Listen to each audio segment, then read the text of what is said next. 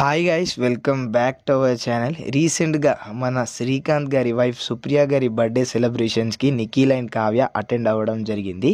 అక్కడ వాళ్ళు అంటే వాళ్ళ ఇన్స్టాగ్రామ్ పేజ్లో ఫొటోస్ ఇంకా వీడియోస్ ఏమీ అప్లోడ్ చేయట్లేదు. వాళ్ళ సుప్రియ గారి అకౌంట్ ఇంకా మన శ్రీకాంత్ గారి అకౌంట్లో మన నిఖిల్ అండ్ కావ్య కేక్ తినిపించేటప్పుడు ఒకేసారి కాదు, సపరేట్గా కేక్ తినిపించేటప్పుడు ఫొటోస్ ఇంకా వీడియోస్ అయితే అప్లోడ్ చేయడం జరిగింది. సో అది చూసి చాలామంది నిఖిల్ అండ్ కావ్య కలుసుకున్నారు, కానీ ఈజ్ బ్యాక్ అని చాలామంది చాలా రకాలుగా మాట్లాడుకుంటున్నారు. ఇంకా కమెంట్ సెక్షన్లో చూస్తే మొత్తం డేంజర్గా మారింది. సో ముచ్చట ఏం జరిగిందంటే మీకు తెలియదు, నాకు తెలియదు వాళ్ళిద్దరు బాండింగ్, ఇంకా వాళ్ళిద్దరు కలుసుకున్నారా లేదా అనే దాని గురించి. బట్ వాళ్ళైతే ఆ బర్త్డే పార్టీకి అయితే అటెండ్ అయినరు, కానీ బయట చెప్పేదాని ప్రకారం ఇంకా మనం రిసీవ్ చేసే దాని ప్రకారం అయితే ఉంటుంది. ఇప్పుడు నేను చెప్పింది కూడా 100% కరెక్ట్గా అవ్వచ్చు, కాకపోవచ్చు.